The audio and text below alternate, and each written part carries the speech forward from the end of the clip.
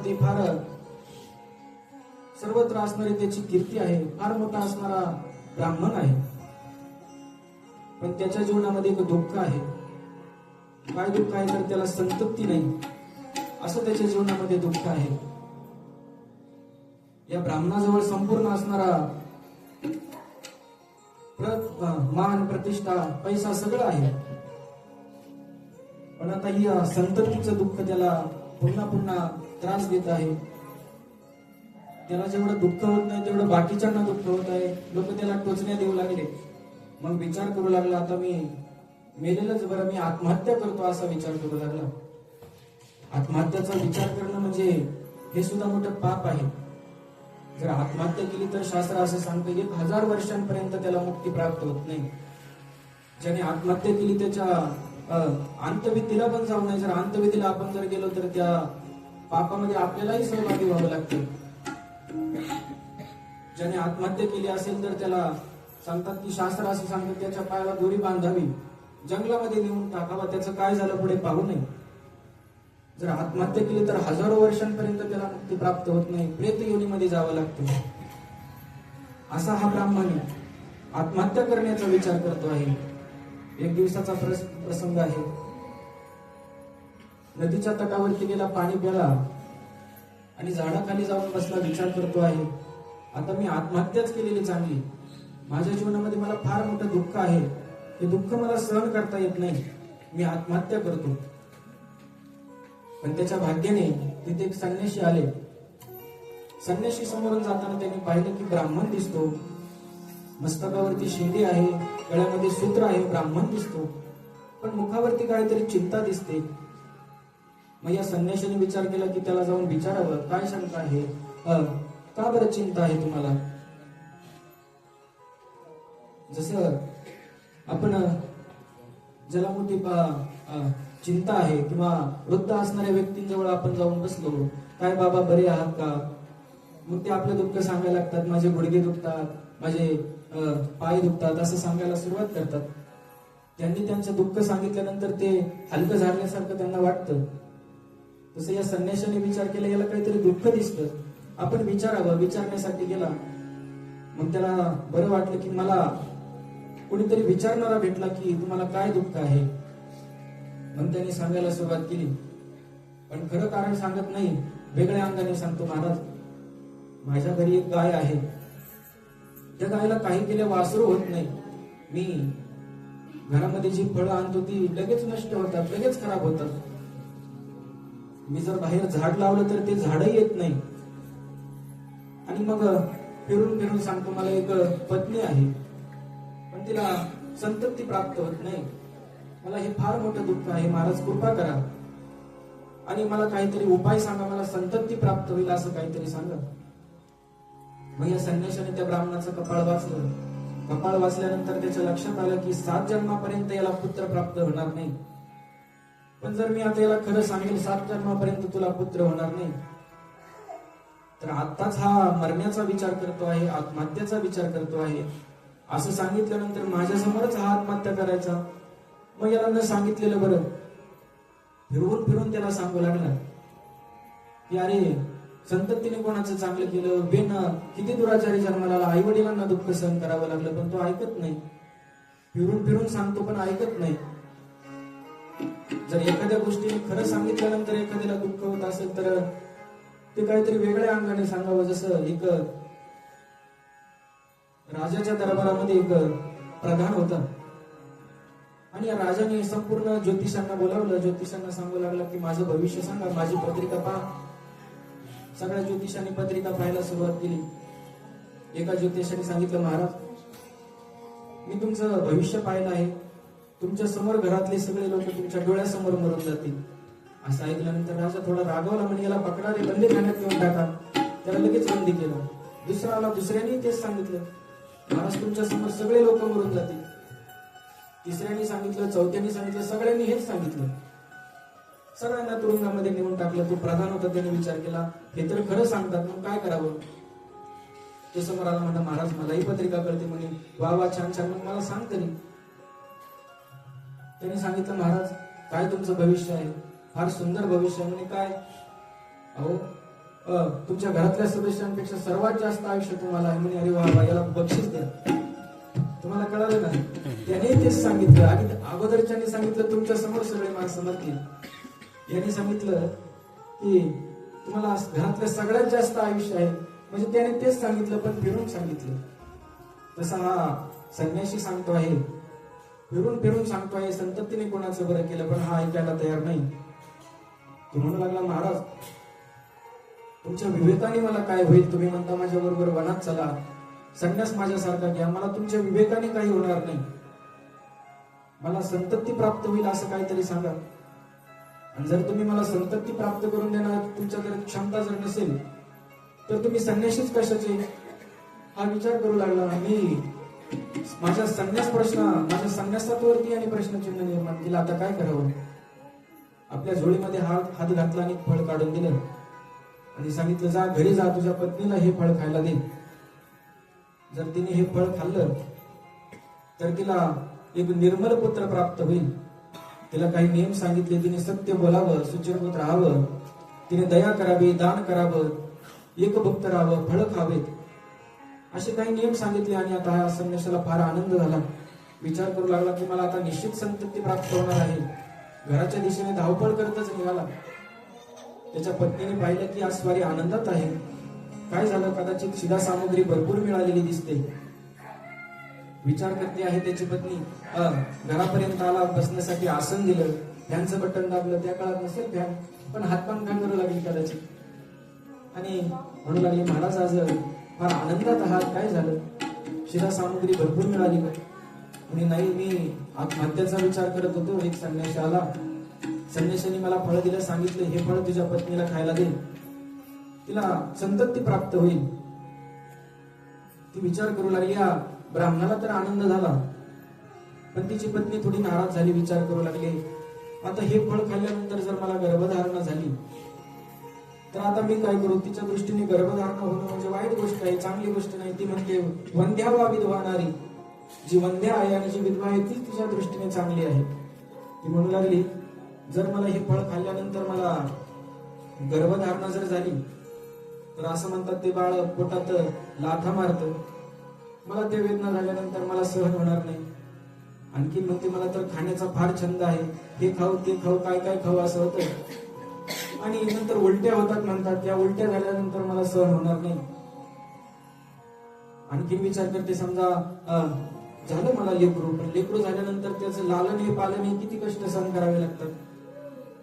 जर मी जेवायला बसले तर कदाचित ते बाळ माझ्या मांडीवर असेल, त्याने सुशी जर केली तर मला किती दुःख होईल, किती कष्ट सहन करावे लागतील. बरं, हे करत असताना चोपदार उभाच असतो. चोपदार म्हणजे सासूबाई, हे खाऊ नको, ते खाऊ नको, गरम पाण्यात हात घालू नको, गार पाण्यात हात घालू नको, एवढं मला सहन करावं लागेल. त्याच्यापेक्षा मुलगा न झालेलाच चांगला. पण आता काय करावं? मनामध्ये दुःख तिच्या निर्माण झालं. एवढ्यामध्ये तिची असणारी बहीण घरी आली. आणि बहीण घरी आल्यानंतर ती विचार करू लागली, का तुला काय चिंता आहे? तिने सांगितलं, काय नाही, आमचे हे कुठेतरी बाहेर गेले, संन्यासी भेटला, संन्यासाने फळ खायला दिलं आणि हे फळ खाल्ल्यानंतर मला गर्भधारणा होणार आहे म्हणतात. मला असं वाटतं की मला मुलगा न झालेलाच चांगला, पण आता मी काय करू? तिने सांगितले, हे बघ, तुझं आणि माझं दुःख कदाचित साम्य आहे. मला 7 लेकर आहे, 8व्यांदा मी गर्भवती आहे. माझ्या घरामध्ये खायला अन्नाचा कण नाही, तुझं घर भरलं पण खायला कोणी नाही. आपण असं करू, आपलं दुःख जरा वाटून घेऊ. तिने सांगितले, हे बघ, आताच मी गर्भवती झालेली आहे, तू गर्भवती होण्याचं नाटक कर, मला पुत्र झाल्याच्या नंतर मी तो पुत्र तुला देऊन टाकेल. तू माझ्या पतीला थोडस धन दे, तो धनाचा लोभी आहे, धन दे, आणि मग ज्या वेळेस तो पुत्र होईल तो तुला देऊन टाकेल. मग तिने सांगितले, या फळाचं मी काय करू? मग सांगितले, हे बघ, हे फळ तू गायला खाऊ घाल परीक्षा घेण्यासाठी. परीक्षा घेण्यासाठी ते फळ गायला खाऊ घातलं. आणि आता तिच्या पतीला सांगितलं, मी फळ ग्रहण केलं आहे, मी फळ खाल्लं आहे. काही दिवसानंतर तिने आपल्या पतीला सांगितलं की मला गर्भधारणा झालेली आहे. मग या ब्राह्मणाला मोठा आनंद झाला आणि तिने पोटाला चिंध्या बांधल्या आणि चिंध्या बांधून जगामध्ये बोबाटा केला की मी गर्भवती झाली आहे. चिंध्या बांधून या वाढविले पोट,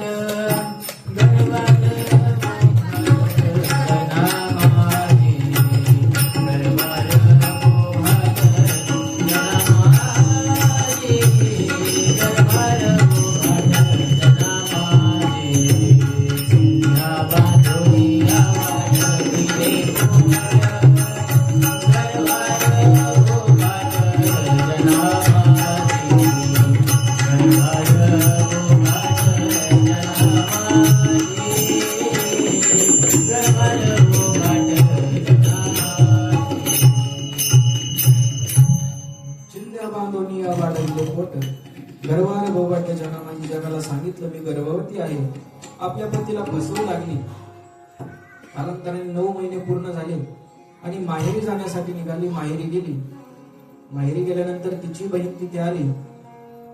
तिच्या बहिणीला मुलगा झाला. तिने मुलगा तिच्या बहिणीच्या हातामध्ये दिला. तिने त्या असणाऱ्या बहिणीच्या पतीला थोडस धन दिलं. तोही खुश झाला आणि तो मुलगा बहिणीचा मुलगा घेऊन ही धुंदुली घरी आली. घरी आल्यानंतर तिने बहिणीलाही बोलवून घेतलं, बाळाची सोय व्हावी म्हणून. बाळालाही घेऊन आली, त्या बहिणीलाही घेऊन आली आणि आता या बाळाला लहानसं मोठं करू लागली. 6 महिन्याच्या कालावधीनंतर आश्चर्य घडलं. जे फळ गायला परीक्षा घेण्यासाठी खायला दिलं, त्या गायला खरंच एक मुलगा झाला. आपल्याकडे गायला काय होतं? मुलगा होतं, नाही वासरू होतं. सर्वत्रच वासरू होतं, इकडेच होतं असं नाही. पण त्या गायीला मुलगा झाला. पण त्याचे कान गायी सारखे होते. त्याचे कान पाहून ब्राह्मणाने सांगितलं, मी या मुलाचं नाव गोकर्ण ठेवतो. धुंदुली म्हणू लागली, मी माझ्या मुलाचं नाव मीच ठेवणार. ती म्हणू लागली, मी याचं नाव धुंदुकारी ठेवणार, माझं नाव धुंदुली. आणि हा धुंदुकारी नाव ठेवलं. दोघे लहानचे मोठे होऊ लागले. पण यामध्ये दोघेही सारख्या विचाराचे नाहीत. हा धुंदुकारी खड प्रवृत्तीचा जन्माला आला. वाईट वागू लागला, डाके टाकू लागला. हा गोकर्ण पंडित झाला, विद्वान झाला. आणि हा धुंदुकारी डाके टाकतो आहे.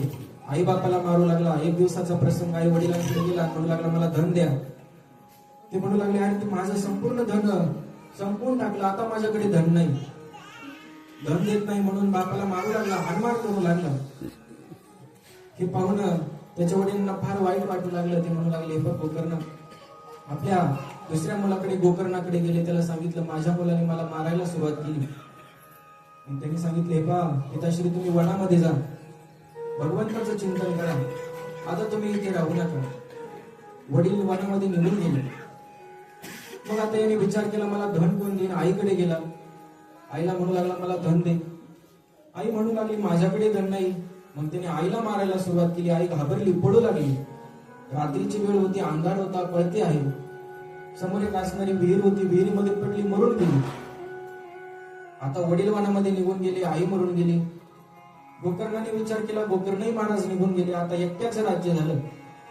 वाईट वागतो आहे, डाके टाकतो आहे आणि व्यभिचार करतो आहे. त्याने घरामध्ये 5 वेश्या आणल्या आणि 5 वेश्या आणतो आहे. त्याच्यानंतर डाके टाकतो आहे हे त्या वेश्यांना कळालं. त्यांनी विचार केला की हा जर चोरी करतो आहे हे जर राजाला कळालं तर कदाचित राजा याला घेऊन जाईल आणि धनही घेऊन जाईल. आपण काहीतरी वाचवलं पाहिजे. मग काय वाचवावं? त्यांनी विचार केला की धन वाचवलं पाहिजे. एक दिवस तो उन्मत्त होऊन मदिरा पिऊन घरी आला.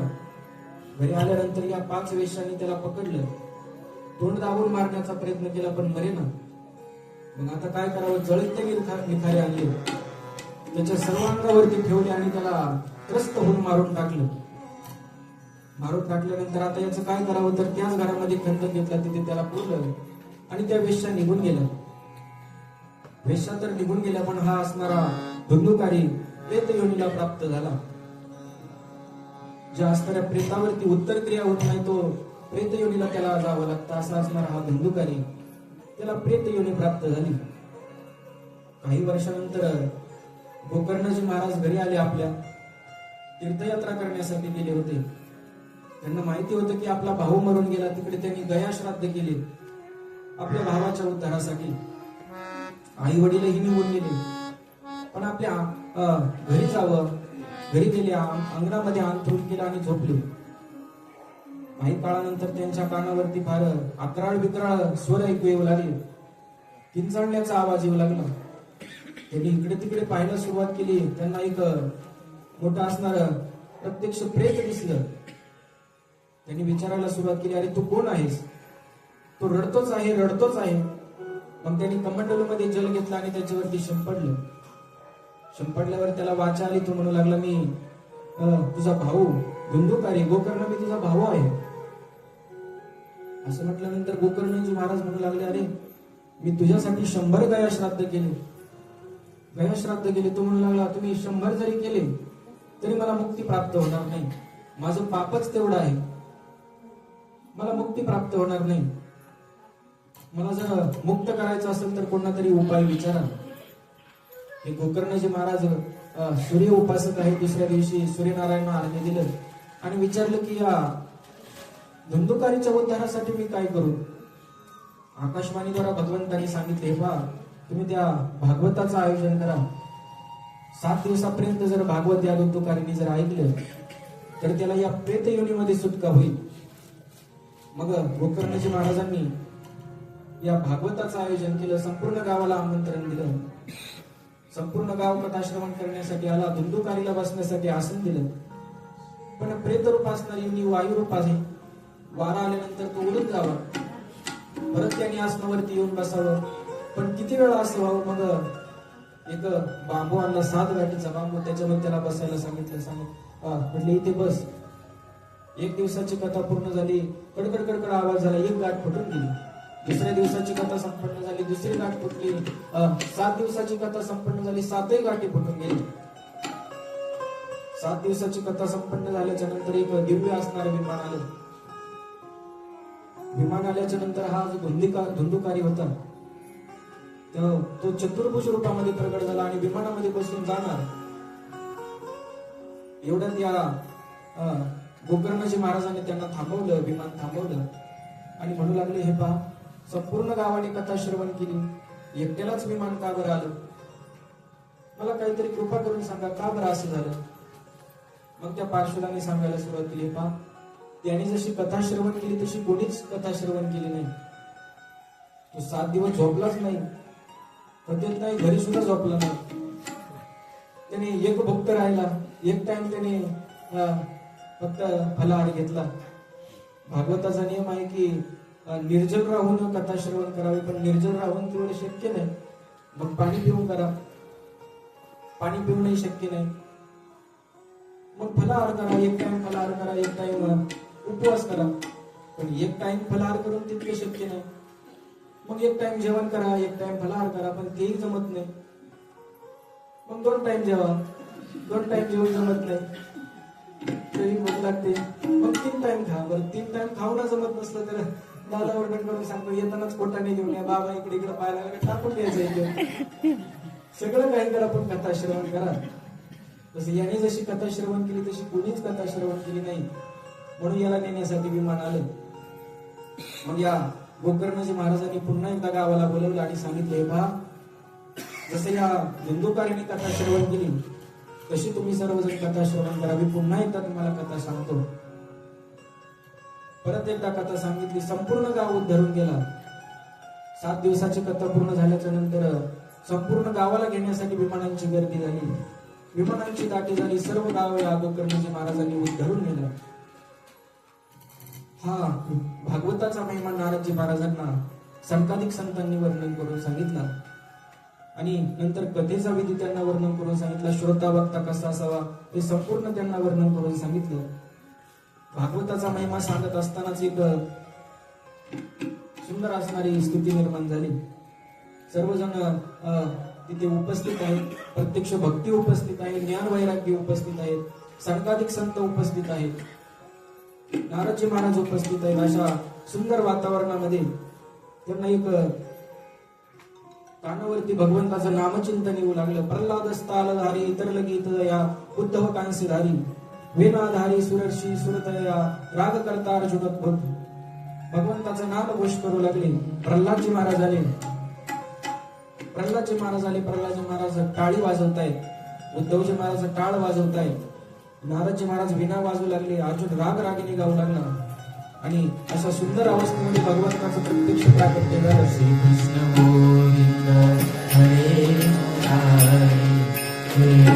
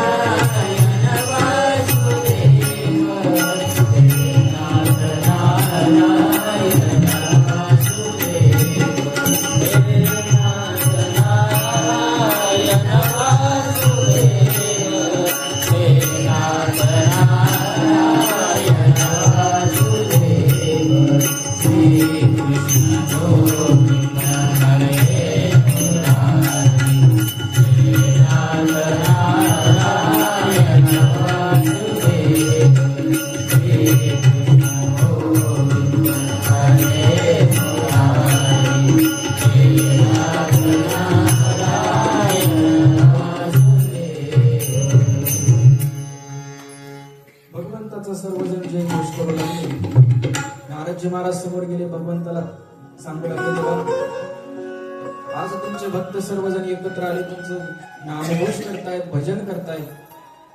मला असं वाटतं ज्या ज्या वेळेस तुमचे असे भक्त एकत्र येतील, तुमचे गुणानुवाद गातील, त्यावेळेस देवा असंच तुम्ही प्रगट व्हावं असं मला वाटतं. नारदजी महाराजांना भगवंतांनी आशीर्वाद दिला की यत्र मद भक्त गायंती तत्र तिष्ठामि नारद. माझे भक्त गाते देते नारदा मी उभा देते, मी तेथेच उभा राहील, असं प्रत्यक्ष नारदजी महाराजांना वचन दिलं. असे भागवताचे आपण 3 महिने पाहिले. आता प्रथम स्कंदामध्ये आपण पदार्पण करतो आहोत. आता इथून पुढे आपल्याला भागवतामध्ये पदार्पण करायचं आहे. हे आपण जे ऐकलं ते पद्मपुराणामध्ये असणारी भागवताचा महिमा आपण श्रवण केलं. या सुरुवातीलाच व्यासदेवांनी मंगल केलं. जन्माद्यस्य यतोऽन्वयादि रच्चार्थित विष्णु स्वरात तेने ब्रह्म आदि कवये मुह्यन्ति यत् सूर्या तेजो वादि मृतां यथा विनिमयो यत्रोऽपि स्वर्गं मृषा धाम्ना स्वेन सदा निरस्तकं सत्यं परं धीमहि. भगवंताच्या सत्य स्वरूपाची विनंती केली. त्यांना शरण जाऊन त्यांना आळवलं.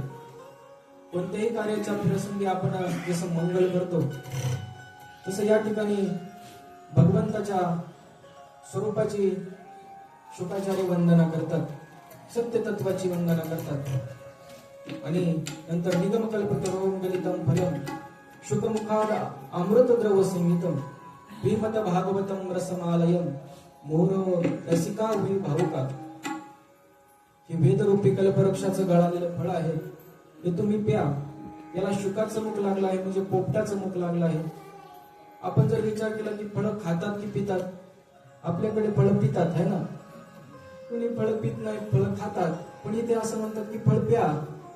का बरं? कसं फळ प्यायचं? तर हे सामान्य असणारं फळ नाही, याच्यामध्ये कोणत्या प्रकारची गुठली नाही किंवा टरफल नाही, रसस्वरूप असणारं हे फळ आहे. त्याला शुकाचं मुख लागलंय, म्हणजे पोपटाचं मुख लागलं आहे. आपण जर पाहिले ज्या फळाला पक्ष्यांनी चोच लावलेली आहे ते फळ गोड असतं. तर ते इथं सांगतात की शुकाचं म्हणजे पोपटाचं ज्याला मुख लागलेलं आहे असं असणारं फळ तुम्ही प्या. पण प्या कशाने सांगतात? कानाने प्या. कानाने प्या म्हणजे भागवताचं श्रवण करा. आणि कुठपर्यंत प्या? रसम आलयम, जोपर्यंत भगवंतामध्ये जीवाचा लय होत नाही तोपर्यंत प्या, असं असणारे हे फळ आहे. याला प्या. आपण काल ऐकलं की शौनक महाराज सुतांना काही प्रश्न विचारले, त्याची उत्तर देत होते. तोच असणारा प्रसंग परत वर्णन करून सांगितला आणि 6 प्रश्न विचारले.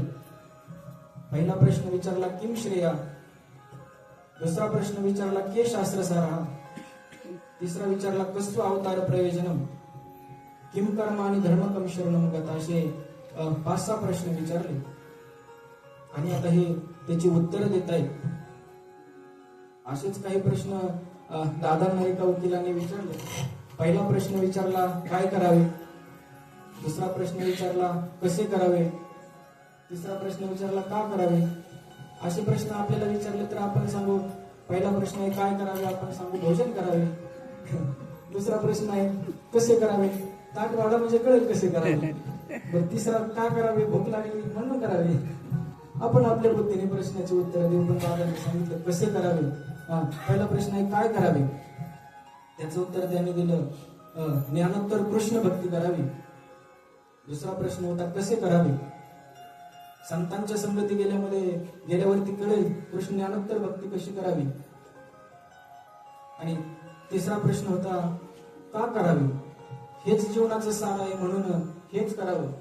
असे 3 प्रश्नाची उत्तर सांगितले. तसं इथं पहिला प्रश्न विचारला किम श्रेया, जीवनाचं श्रेय काय आहे.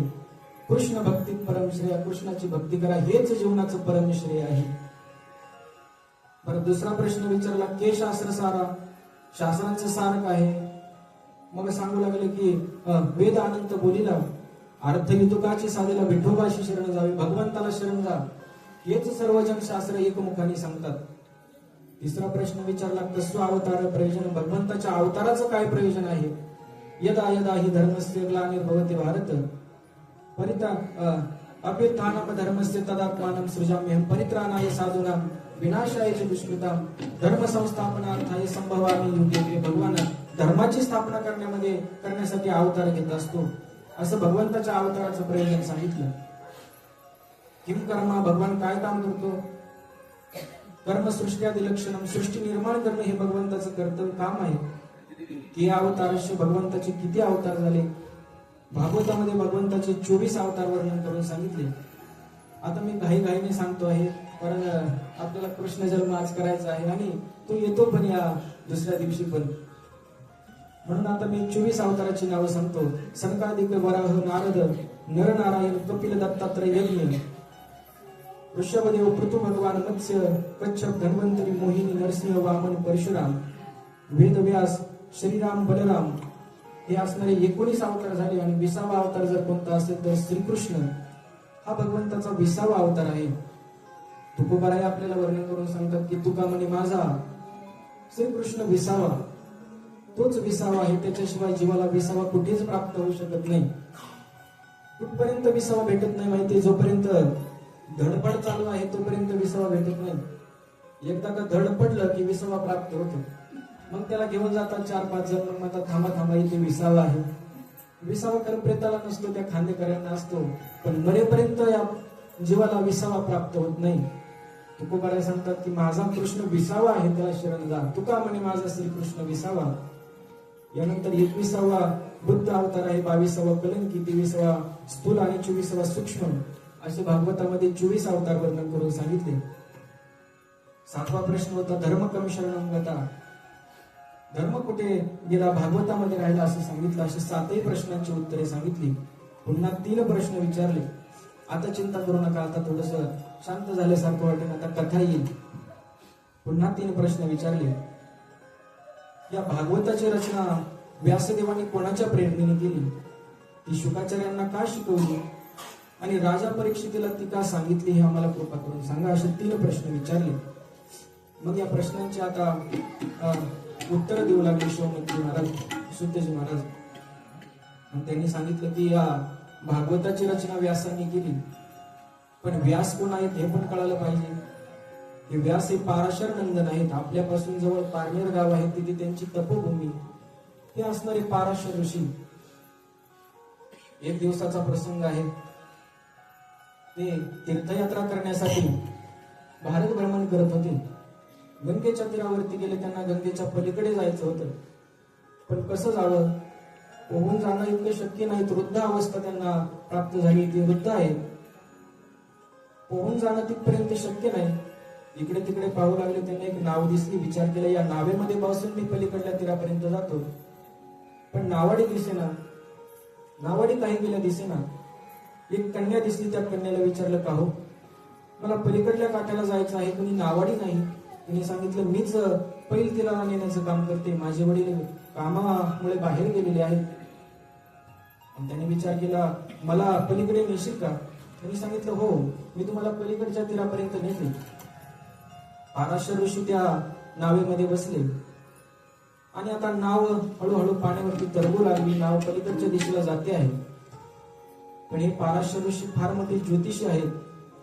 त्यांना होरा कळत होता. आजही पाराशरी होरा प्रसिद्ध आहे. त्यांच्या लक्षामध्ये आलं की हा जो प्रसंग आहे, जो हा कालावधी आहे, या कालावधीमध्ये जर पुत्र प्राप्त जर झाला तर तो प्रत्यक्ष भगवंताचा अवतार प्राप्त होईल. पण पुत्र प्राप्त कसा होईल विचार करू लागले. तिची कन्या आहे, तिचं नाव आहे वासवी. तिला म्हणू लागले हे बघ मला होरा कळतो आहे, या क्षणाला जर पुत्र प्राप्ती जर झाली तर तो प्रत्यक्ष भगवान असेल. तिची विनंती केली आणि विनंती केल्यानंतर तिला सांगू लागले की हे पहा 12 असणाऱ्या अंशामध्ये भगवंताची प्राप्ती होणार आहे. तिने भगवंताच्या कार्यामध्ये आपली उपस्थिती दाखवली आणि 12 असणाऱ्या अंशामध्ये एक पुत्ररत्नाची प्राप्ती त्यांना झाली. इकडून जाताना तर दोघे गेले, पण पलीकडल्या तीरावरती गेल्यानंतर 3 जण उतरले. त्या ठिकाणी प्रत्यक्ष व्यासदेवांचं प्राकट्य झालं. व्यासदेवांचं प्राकट्य झालं. पहिल्या तीराला गेले. पहिल्या तीराला गेल्यानंतर त्या वासवीला प्रेम पाहणं आला. म्हणू लागली बाळा तू माझ्याजवळच राहा, कुठे जाऊ नको. पण पाराशर म्हणू लागले हे बघ व्यास, त्यांचं नाव व्यास आहे, म्हणू लागले हे बघ तुला तुझ्या आईजवळ राहायचं की माझ्या बरोबर यायचं? माझ्या बरोबर यायचं हे मला कृपा करून सांग.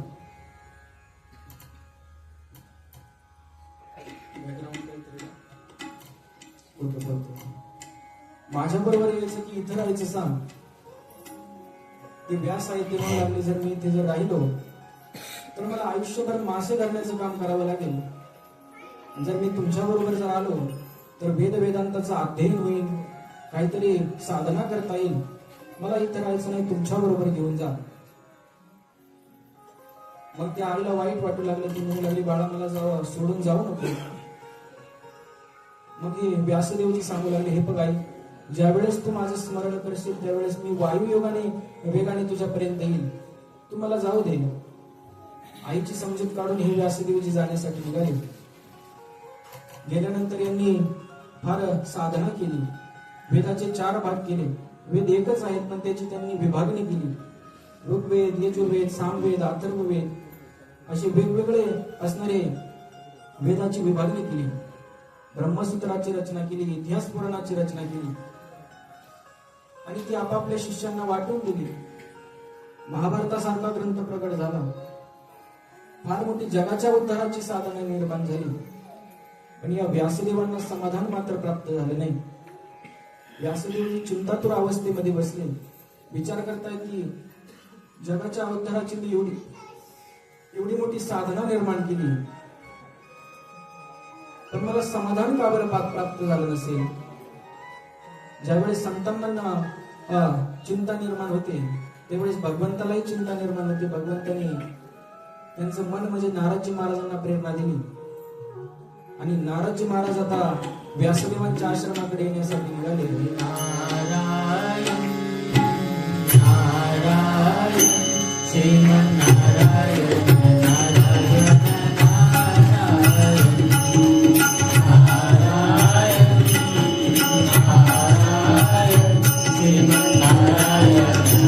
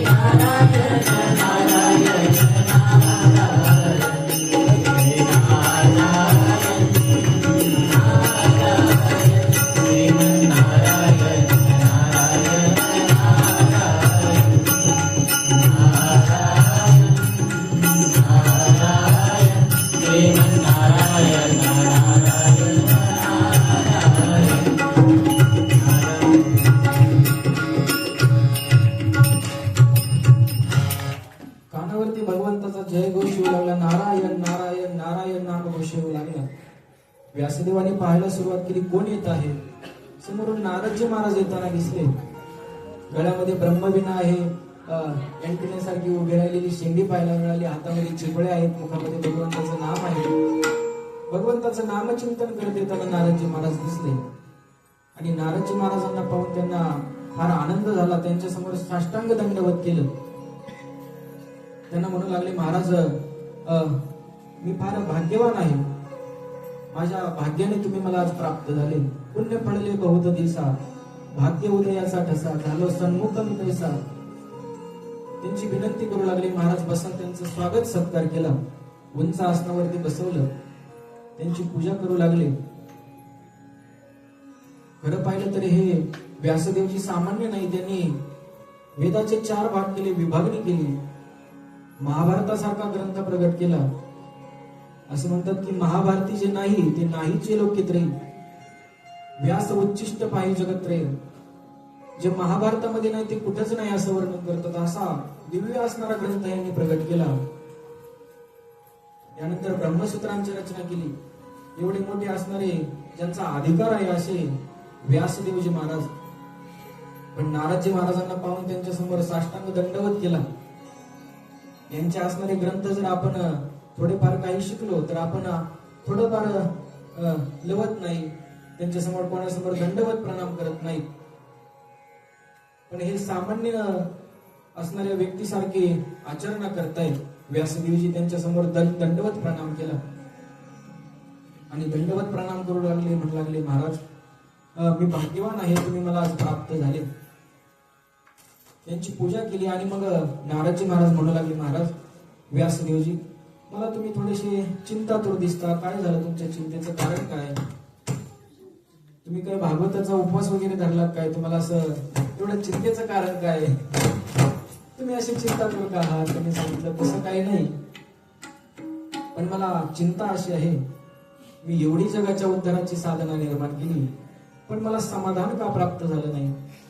मग नारदजी महाराज म्हणू लागले, बा तुम्ही जी ज्ञानाची साधना निर्मित केली ते ज्ञानपर ग्रंथ आहेत.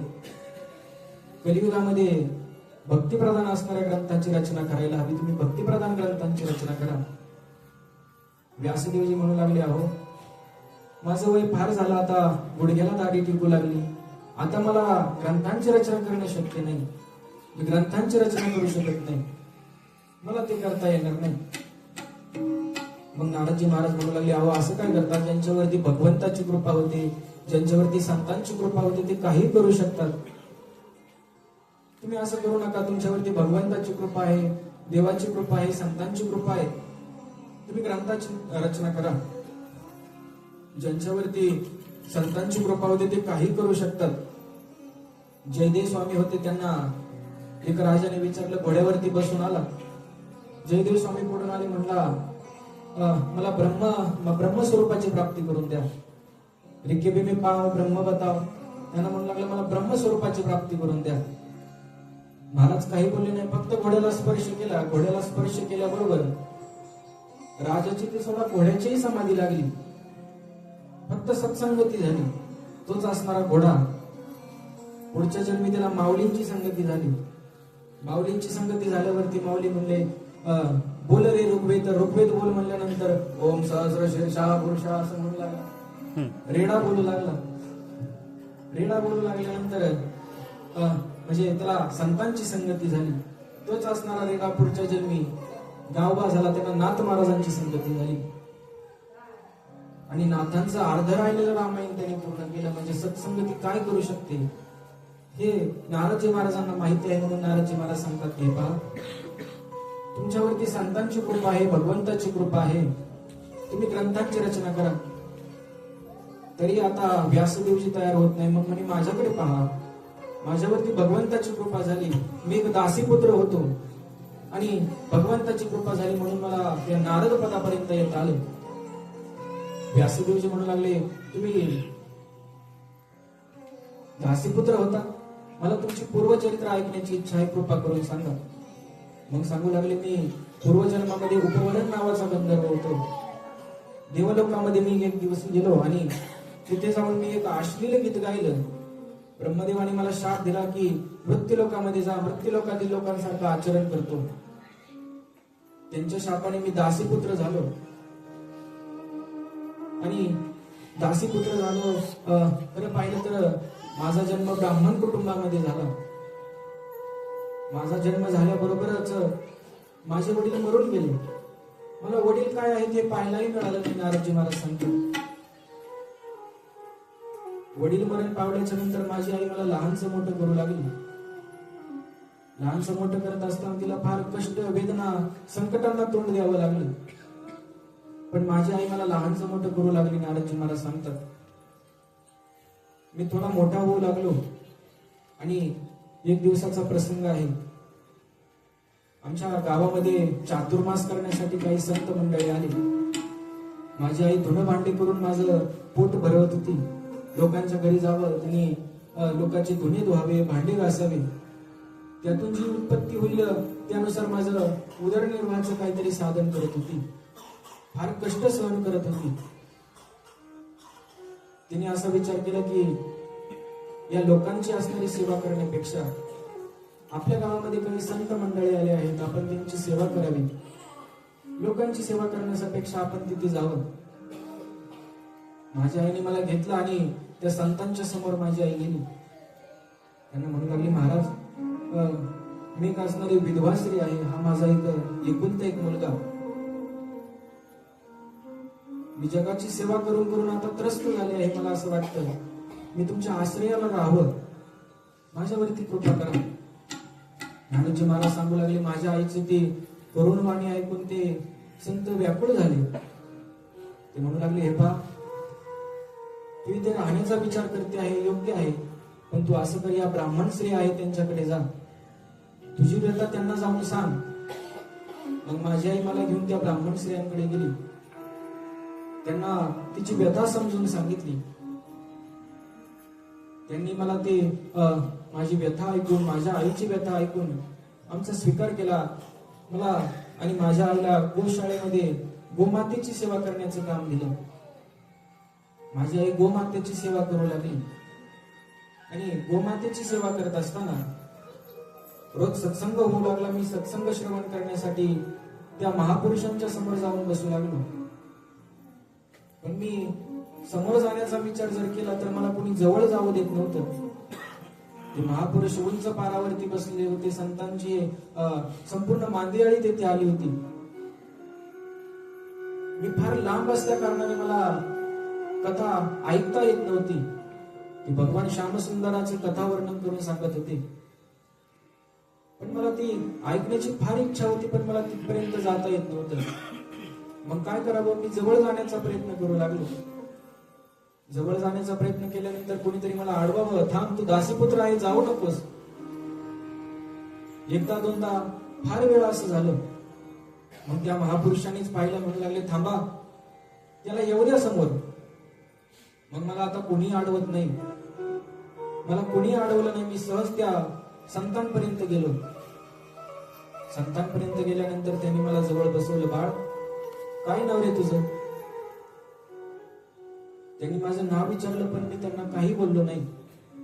मग त्यांनी पुन्हा विचारलं, अरे बाळ, तुझं नाव काय? तरी मी काही बोललो नाही. मग त्यांनी आणखीन करड्या शब्दामध्ये विचारलं, अरे तुझं नाव काय, सांग ना.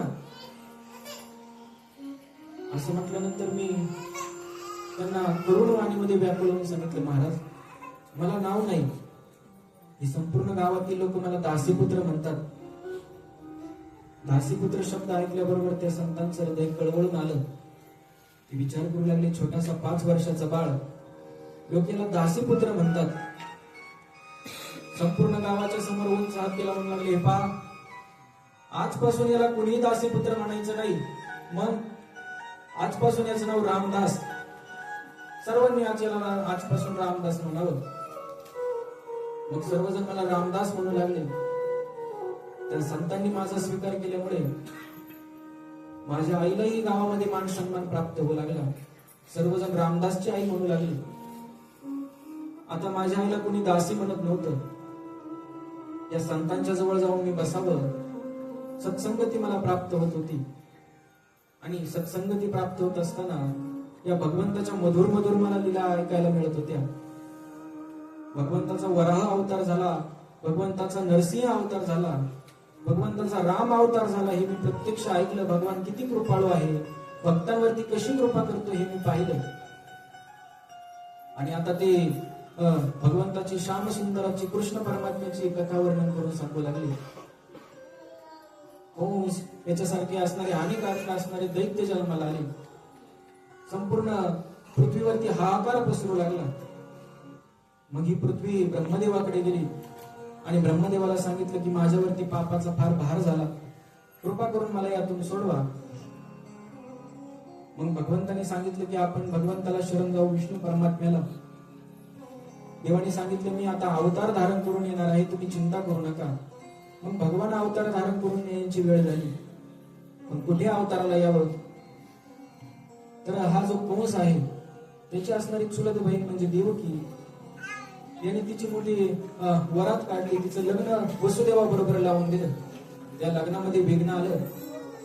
ते महापुरुष त्या संपूर्ण गावासमोर ही कथा वर्णन करून सांगत होते. लग्नामध्ये विघ्न आलं आणि आकाशवाणीने सांगितलं, कंसा मूर्खा, तुझी जी वरात मिरवतो आहे तिच्याच पोटी 8वा जन्माला येईल आणि तुला मारील. असं त्या सांगत असताना त्या कंसाने विचार केला, जर ही जर राहिली नाही तर हिच्या पोटी 8वा कसा येईल? मारण्यासाठी तो धावला. वसुदेवाने हात धरला, 4 नीतीच्या गोष्टी समजून सांगितल्या. आम्हाला बंदीखान्यामध्ये नेऊन टाक, आम्हाला बंदीखान्यामध्ये नेऊन टाका असं म्हटल्यानंतर त्यांना बंदीखान्यामध्ये नेऊन टाकलं. यथाकाल देवकी गर्भवती झाली. देवकी गर्भवती झाल्यानंतर कंसाला असं वाटू लागलं की आता हा मला मारण्यासाठी येतो की काय. पण तो विचार करू लागला, हा पहिलाच आहे, मुलगा प्राप्त झाला. तर त्याने विचार केला, हा मुलगा पहिला आहे, मारण्यासाठी याला मी का जावं.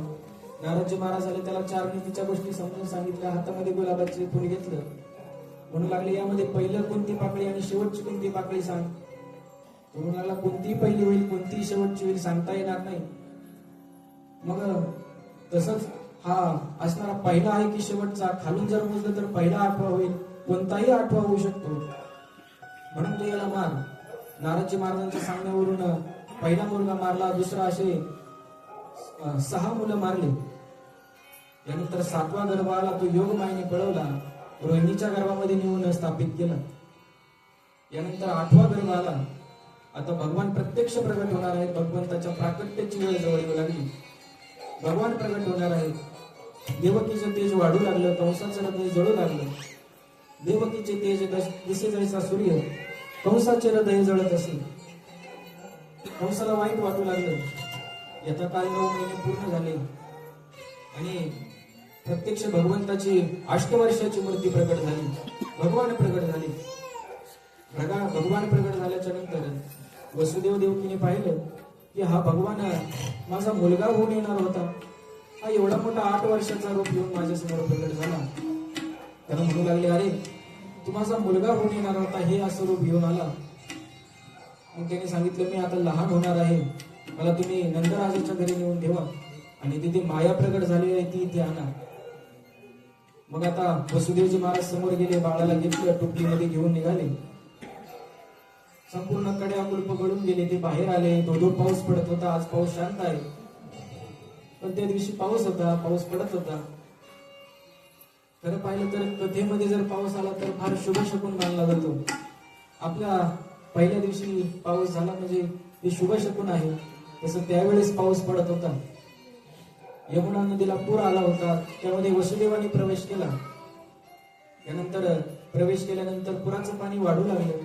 गुडघ्यापर्यंत पाणी आलं, नंतर कमरेपर्यंत आलं, कमरेचं पाणी छातीपर्यंत आलं, छातीचं पाणी गळ्यापर्यंत आलं. आता वसुदेवाच्या नाकातोंडामध्ये पाणी जाणार. भगवंताने विचार केला, आता काहीतरी केलं पाहिजे. भगवंताने आपला पाय बाहेर काढला, अंगठ्याने यमुनेला स्पर्श केला. स्पर्श केल्याबरोबर यमुना नदी दुभंगली. भगवंताला घेऊन प्रत्यक्ष पलीकडल्या तटावरती वसुदेवजी महाराज गेले. तिथे माया प्रगट झाली होती. तिथे भगवंताला ठेवलं, माया आपल्या बरोबर घेतली आणि आता वसुदेवजी महाराज पुन्हा कारागृहामध्ये आले. कड्या कुलप जोडून आले. कड्या कुलप जोडून आल्यानंतर या मायेने आकांत केला आणि मायेने आकांत केल्याबरोबर कंसापर्यंत बातमी गेली की 8वा गर्भ जो आहे तो प्रत्यक्ष आलेला आहे. तो धावपळ करत आला. त्याने पाहिलं तर अरे इतर कन्या आहे. देवदेवता पण खोटं बोलू लागल्या, म्हणजे मला मारण्यासाठी पुत्र येणार होता, इतर कन्या आहे. तिला मारण्यासाठी धावला. आपण मारणार तेवढ्या त्याच्या हातातून निसटली आणि प्रत्यक्ष अष्टभुजा नारायणी प्रत्यक्ष प्रगट झाली. म्हणू लागली, किंमया हतो मंदा, मला मारण्याचा काय प्रयत्न करतो. तुला जर मारायचं असेल तर माझ्या डाव्या हाताचा मळ आहे, पण तुला मारण्याचं काम माझ्याकडे नाही. मजला आधी उपजला, तुझला आधी उपजला मजला आधी. तुला मारणारा माझ्या आधी जन्माला आला, त्याला असं प्रत्यक्ष वर्णन करून सांगितलं. ती अष्टभुजा नारायणी प्रत्यक्ष विंध्यवासिनी आहे. तीही आजच प्रगट झाली. तिच्या आज प्राकट्याचा तिथी आहे. आता भगवान प्रगट झाला. या नंदराजाची असणारी पत्नी तिची सेवा करण्यासाठी नंद आणि सुनंद आलेले होते. त्यांनी विचार केला की तिला कधीही पुत्ररत्नाची प्राप्ती होऊ शकते. पहाटची वेळ होती. पाण्यासाठी गेला. यशोदा माईच्या समोर नीलमण्यासारखा चमकणारा कन्हैया प्रत्यक्ष प्रगट झाला होता. तिने जाऊन आपल्या वहिनीला उठवलं, वहिनी जाग्या व्हा, तुम्हाला पुत्ररत्नाची प्राप्ती झाली. आता ही शांत बसत नाही. नंदराजाला जाऊन सांगितलं, भैया भैया मोठी आनंदाची गोष्ट आहे, तुम्हाला पुत्र झाला, लाला भाई होईल. नंदराजाने गळ्यामध्ये असणारी नवरत्नांची माळ काढली आणि सुनंदेच्या हातामध्ये दिली. आता सुनंदा काही केले शांत राहत नाही, संपूर्ण गावाला बातमी देण्यासाठी धावपळ करते आहे. नंद घरा नंद भयो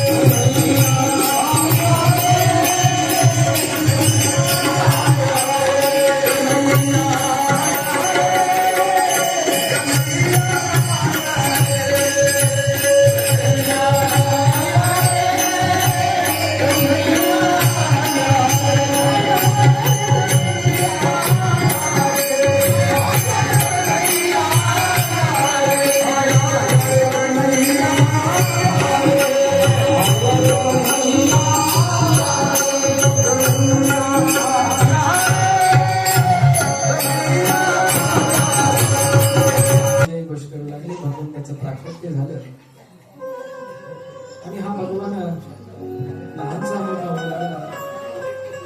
काही काळ गोकुळामध्ये राहिला. त्यानंतर मथुरेमध्ये राहिला.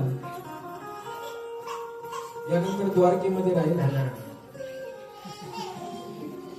आणि द्वारकेमध्ये गेल्यानंतर याने महाभारतीय युद्ध झालं. महाभारतीय युद्धामध्ये याने गीता वर्णन करून सांगितले अर्जुनाला. गीता वर्णन करून सांगितली. पण काही काळानंतर असं झालं की ती गीता कोणाला समजेना. मग आता गीता कळत नाही, मग काय करावं. बरं, धावपळीच्या काळामध्ये भगवंताने 2-2.5 तासामध्ये गीता वर्णन करून सांगितली. पण काही असे प्रसंग होते जे फार सांगण्याची इच्छा होती पण सांगता येत नव्हते. वेळेचं बंधन होतं. रणभूमीमध्ये काय गीता सांगणार, किती वेळापर्यंत सांगणार ना. मग काही असणारे भाव मनामध्ये दबून ठेवले. पण ज्या वेळेस अशी परिस्थिती निर्माण झाली, आता गीताही कोणाला कळेना. मग भगवंताने विचार केला, आता ही गीता परत सांगितली पाहिजे. आणि आता मला जे सांगायचं राहिलं तेही सांगितलं पाहिजे. मग हा भगवान प्रत्यक्ष माऊली महावैष्णव ज्ञानोबरायांच्या रूपाने याच तिथीला आजपासून 750 वर्षांपूर्वी तोच भगवान माऊलींच्या रूपाने प्रत्यक्ष प्रगट झाला. आणि प्रगट होऊन त्याने तीच गीता आपल्या समोर मनामध्ये जे भाव राहिले होते ते प्रत्यक्ष प्रगट वर्णन करून सांगितले. ज्ञानेश्वरी साधकांकरता प्रत्यक्ष प्रगट करून सांगितली. आज या तिथीला प्रत्यक्ष माऊलींचंही प्राकट्य झालं आणि भगवान श्यामसुंदराचंही प्राकट्य झालं. भगवंताचं प्राकट्य झालं. भगवान लहानसा मोठा होऊ लागला, रडू लागला, खेळू लागला, चालू लागला. मित्रांमध्ये खेळायला जातो आहे, खोड्या करतो आहे. फार खोड्या झाल्या. आईने सांगितले, हे पहा, आता तू घरी राहू नको, उद्या जाई वनामध्ये निघून जा. वनामध्ये जा म्हटल्यानंतर मला फार आनंद झाला. कन्हैया म्हणतो आहे, मी आता वनामध्ये जाणार आहे. भगवान वनामध्ये जाण्यासाठी निघाला. तर आपल्या छोट्या छोट्या मित्रांना सांगितलं, तुम्ही गाया गुरे घेऊन वनामध्ये या. सर्वजण गाया गुरे घेऊन वनामध्ये आले. भगवान त्यांच्या बरोबर खेळतो आहे, काला करतो आहे, हुतुतू, हमामा, कबड्डी, खो खो खेळतो आहे. खाऊन खेळून थकल्यानंतर भगवान त्यांच्या बरोबर खातो आहे, भोजन प्रसादी ग्रहण करतो आहे.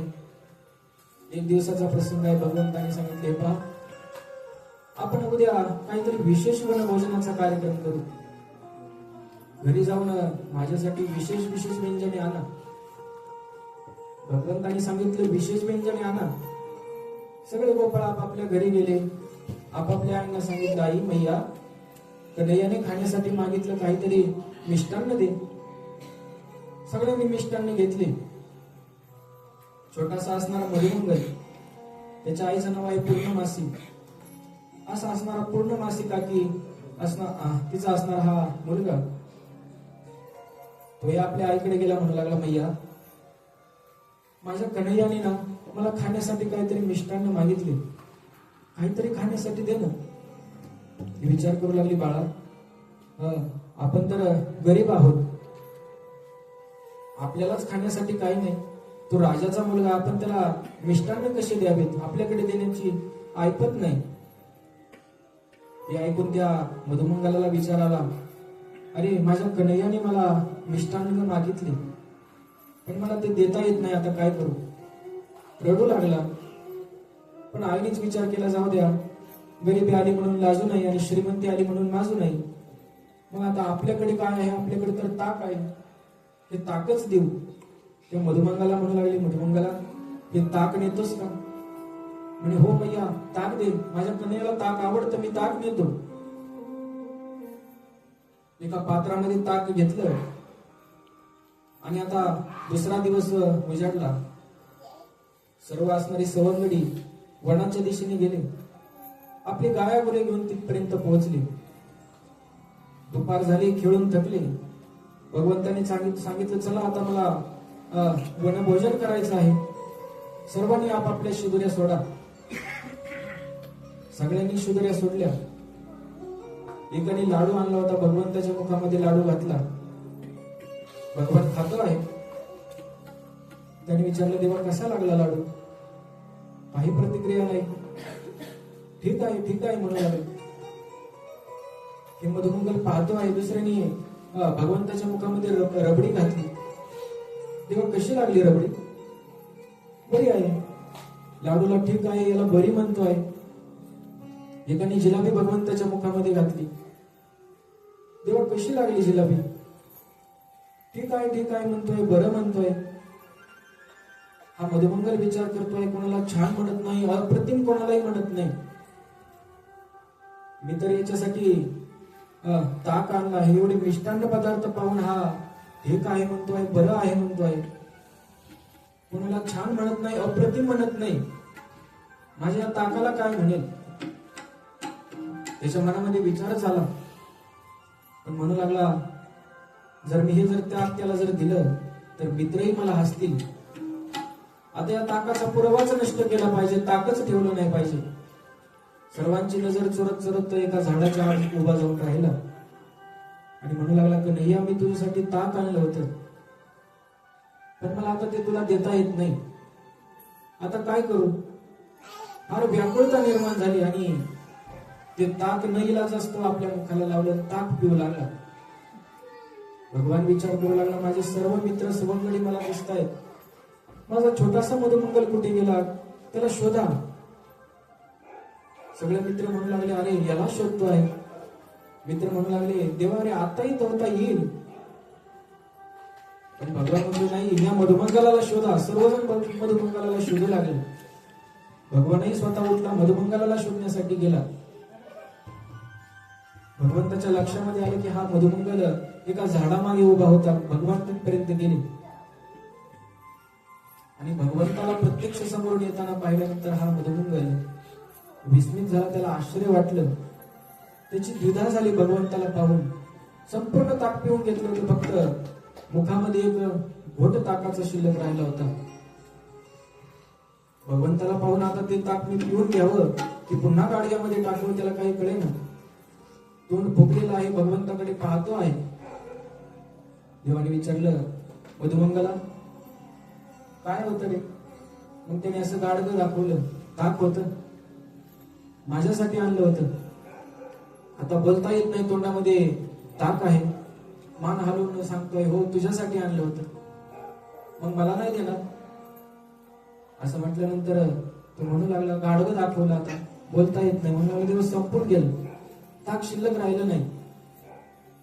देव म्हणू लागला, अरे गाडग्यातलं जरी ताक संपलं असतं तरी जाऊ दे, तुझ्या मुखामध्ये तर अजून ताक आहे ना. ते ताक मला प्यायचे, ती ताकाची गुळणी माझ्या तोंडामध्ये टाक. या मधुमंगलाला फार कासाविष्ट निर्माण झाली. तो म्हणू लागला, देवा मनातल्या मनात म्हणतोय, त्यांची असणारी मिष्टान्न, त्यांची असणारी रबडी, त्यांची असणारी गुलाबजाम, त्यांची असणारी बासुंदी, त्याला तो बरं आहे, ठीक आहे असं म्हणत होता. कोणालाही चांगलं म्हणलं नाही आणि माझं ताक पिण्यासाठी इथपर्यंत आला आणि मला म्हणतोय मला ते ताक प्यायचं आहे. आता मधुमंगल म्हणतोय, नाही मी देणार नाही, मान हलून सांगतोय. पण भगवान खाली बसला, 2 गुडघे जमिनीवरती टेकवले आणि आ करून त्या मधुमंगलाकडे पाहू लागला. मधुमंगला मला ते ताक प्यायचं आहे. फार व्याकुळता निर्माण झाली आणि आपल्या तोंडातील ताकाची गुळणी या भगवंताच्या मुखामध्ये टाकली. जसं अमृताचा रसस्वाद करावं असं ते अमृत पिऊ लागला. मधुमंगल फार कासावीस झाला आणि म्हणू लागला, देवा किती प्रेम करशील रे माझ्यावरती. हे असणारं प्रेम तो छोटासा असणारा दासीपुत्र म्हणजे रामदास पाहतो आहे. रामदास विचार करतो आहे की हा भगवान जसा त्यांच्या मित्रावरती प्रेम करतो, किती प्रेम करतो त्यांच्यावरती. खाय त्यांची उष्टावेळी त्यांचं उष्ट खातो. हा भगवान त्यांच्या बरोबर खेळतो, उड्या मारतो. मनोमन विचार निर्माण झाला की हा भगवान मलाही कधी भेटेल का, माझ्या बरोबरही कधी खेळण्यासाठी येईल का, हा भगवान मलाही प्राप्त होईल का. मनामध्ये असा विचार निर्माण झाला, आता काय करावं, मला कोण सांगेल. कथा पूर्ण झाली. कथा पूर्ण झाल्याच्या नंतर त्या महापुरुषांच्या जवळ जाऊन बसला हा छोटासा रामदास. त्यांच्या जवळ जाऊन बसला आणि त्या महापुरुषांनी त्यांच्या असणाऱ्या ताटातील उष्ट त्यांना खाण्यासाठी दिलं. संतांचं उष्ट प्राप्त झाल्याच्या नंतर आणखीन भाव प्रभावित झाला, भाव वाढला. आता मनामध्ये विचार झाला पक्का की या संतांना विचारलं पाहिजे, तो भगवान मला कधी प्राप्त होईल. एकांत साधून त्या महापुरुषांच्या जवळ गेला आणि म्हणू लागला, महाराज, आज तुम्ही ज्या भगवंताची कथा वर्णन करून सांगितली, ज्या कन्हैयाची कथा मला वर्णन करून सांगितली, ती मला फार भावली, मला फार रुचली. मला असं वाटतं तो भगवान माझ्याही जीवनामध्ये यावा, तो माझाही मित्र असावा. जसं त्या गोपाळांबरोबर खेळत होता, जसं त्या गोपाळांबरोबर त्यांनी लीला केली, त्यांचं जसं उष्ट खाल्लं तसं मलाही वाटतं की तो भगवान मला प्राप्त व्हावा. काहीतरी करा आणि मला त्या भगवंताची प्राप्ती करून द्या. असे शब्द ऐकल्यानंतर ते साधू संत फार गहिवरले. ते म्हणू लागले, अरे 80 वर्षाचं माझं वय झालं, आतापर्यंत मला असं कोणी म्हटलं नाही की मला भगवान कसा भेटेल, मला त्या भगवंताची प्राप्ती करून घ्यायची आहे, असं मला कोणी भेटलं नाही, तूच एक मला असा सापडला. त्याच्या डोक्यावरून हात फिरवला, म्हणू लागले, बाळा चिंता करू नको, तो भगवान निश्चित प्राप्त होईल. त्याने आपल्याला भेटायचं नाही, मग कोणाला भेटायचं, तो भगवान निश्चित प्राप्त होईल. त्या संतांचे शब्द ऐकून मला फार समाधान वाटलं. मी आता रोज त्या संतांजवळ बसून कथा श्रवण करू लागलो. त्याचे असणारं प्रेम कन्हैयाचं मला मिळत होतं. दिवसामागून दिवस जाऊ लागले. 1 महिना पूर्ण झाला. 4 महिन्याकरता ते साधू संत आमच्या गावामध्ये आले होते. नारदजी महाराज सांगतात, मी ज्यावेळेस दासीपुत्र होतो, 1 महिना पूर्ण झाला, 2 महिने झाले, 3 महिने झाले, चातुर्मास पूर्ण झाला. आता ते साधू संत जाण्यासाठी निघाले. मला असं वाटलं की आता मीही त्या साधू संतांबरोबर निघून जावं, इथे थांबू नये. मी त्या संतांजवळ गेलो, म्हणू लागलो, हे पहा, मला तुमच्या बरोबर यायचं आहे, मला इथे राहायचं नाही. हे शब्द माझ्या आईच्या कानापर्यंत गेले. माझी आई धावपळ करत आली, म्हणू लागली, हे पहा, हा माझ्या जीवनाचा आधार आहे. याचे वडील मरण पावल्यानंतर मला जगण्याचा एक आधार जर कोण असेल तर हा माझा मुलगा आहे, तुम्ही याला नेऊ नका. तिचे शब्द ऐकून माझ्या आईचे शब्द ऐकून त्या संतांनी मला माझ्या बरोबर त्यांच्या बरोबर येण्याची आज्ञा दिली नाही. त्यांनी सांगितले, हे बघ रामदास, तुला इथेच राहावं लागेल. जोपर्यंत तुझी आई जिवंत आहे तोपर्यंत तुला हे गाव सोडता येणार नाही. मी फार व्याकुळ झालो, रडू लागलो. मग माझी अवस्था पाहून नारदजी महाराज म्हणतात, मला त्यांनी 12 अक्षरी गायत्री मंत्राचा उपदेश केला. मी आता मंत्र जप करू लागलो. त्यांनी सांगितलं, तू माझ्या बरोबर येऊ नकोस, पण मला राहावे ना. मी त्यांच्या मागे मागे धावू लागलो, पण त्यांनी मला त्यांच्या बरोबर येऊ दिलं नाही, मला थांबावं लागलं. आता मी फार नाराज होतो, उदास होतो, भगवंताचं नामचिंतन करत होतो. पण ज्यावेळेस ते संत जाण्यासाठी निघाले आणि ही आई म्हणू लागली की माझा हा मुलगा माझी म्हातारपणाची काठी आहे, तुम्ही त्याला नेऊ नका. त्यावेळेस नारदजी महाराज म्हणतात, माझ्या मनामध्ये असा विचार आला की जर ही आई मरण पावली तर किती चांगलं होईल. 5 वर्षाचं वय आहे. 5 वर्षाच्या वयामध्ये त्या लहान बाळाला आई म्हणजे सर्वस्व असतं. पण ते बाळाच्या मनामध्ये असा विचार आला की आई मरून गेली तर किती चांगलं होईल, असा माझ्या मनामध्ये विचार आला. आणि ते संत तर निघून गेले. मी भगवंताचे नामचिंतन करतो आहे. 1 दिवसाचा प्रसंग आहे. माझी आई गोसेवा करत होती. गोसेवा करत असताना थोडा अंधार पडला होता आणि अंधार पडल्या कारणाने संपूर्ण काही व्यवस्थित दिसत नव्हतं. माझी आई धार करण्यासाठी गोठ्यामध्ये गेली. तिने गायीची धार काढली, हातामध्ये बादली घेतली होती आणि घराच्या दिशेने चालली. जात असताना अंधारामध्ये तिला काही कळालं नाही. एका काळ्या कभिंड असणाऱ्या सर्पावरती तिचा पाय पडला. सर्प रागावला आणि तिच्या पायाचा त्याने चावा घेतला.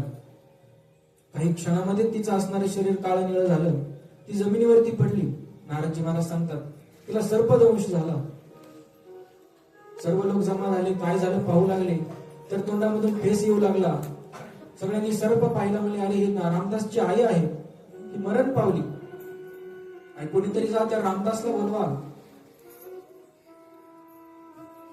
रामदास दूर जंगलामध्ये भगवंताचं नामचिंतन करत बसला होता. कोणीतरी माझ्यापर्यंत आलं, म्हणू लागले, रामदास, अरे तुझी आई मरण पावली, घरापर्यंत चल. माझं 5 वर्षाचं वय होतं, मरण मला कळत नव्हतं. मी धावपळ करत करत तिथपर्यंत गेलो. गेल्यानंतर पाहू लागलो ती रस्त्यामध्ये झोपलेली असं मला वाटलं. मी म्हणू लागलो, आई अगं अशी रस्त्यामध्ये का झोपली? घरी चल, मला भूक लागली आहे. मी तिला हलवून उठवण्याचा प्रयत्न केला तरी पण ती उठत नाही. मग गावातील लोक जवळ आले, त्यांना फार वाईट वाटलं.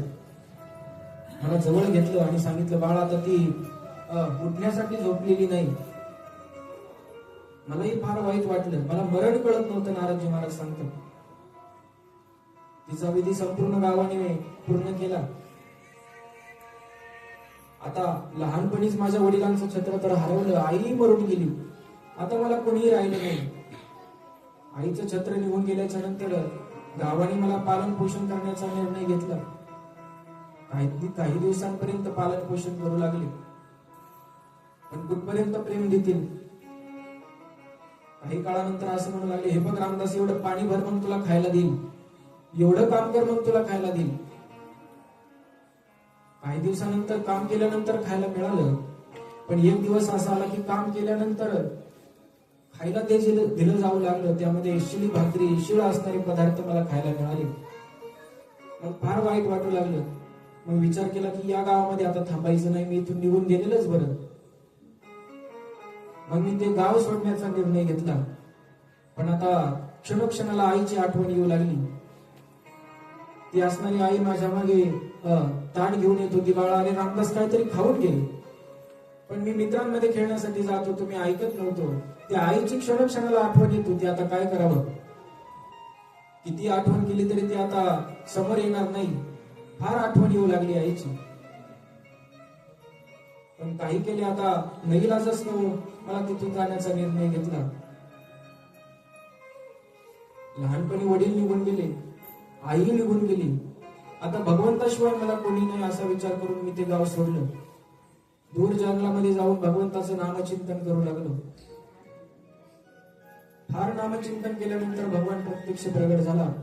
भगवान हृदयामध्ये क्षणभरामध्ये प्रगट झाला आणि गुप्त झाला. ते पाहून मला फार दुःख झालं. देवाला म्हणू लागलो, देवा, ज्या वेळेस वडील मरून गेले ते पाहिले नाही कसे होते. त्यानंतर साधू संतांची प्राप्ती झाली, साधू संतांचाही विवेक झाला. यानंतर आई मरून गेली, त्यावेळेस जेवढं दुःख झालं नाही त्यापेक्षा अधिक दुःख मला आता झालं. तो प्राप्त झाला आणि निघूनही गेला. मग आकाशवाणी झाली आणि आकाशवाणीने सांगितले, हे बघ रामदास, आता या जन्मामध्ये पुन्हा माझं तुला दर्शन होणार नाही. हा तुझा असणारा देह पडेल. यानंतर तुला ब्रह्मदेवाच्या घरी नारद रूपाने प्रत्यक्ष तू प्रगट होशील. मग तुला अखंड माझं सानिध्य तुला प्राप्त होईल. तू चिंता करू नको. आकाशवाणी मी ऐकली आणि कालांतराने चालत असताना ठेस लागली. ठेसचं निमित्त झालं आणि माझा तो देह सुटला. आणि तो देह सुटल्यानंतर मी प्रत्यक्ष ब्रह्मदेवाच्या घरी नारद रूपाने प्रत्यक्ष प्रगट झालो आणि तोच मी तुमच्या समोर आलो आहे.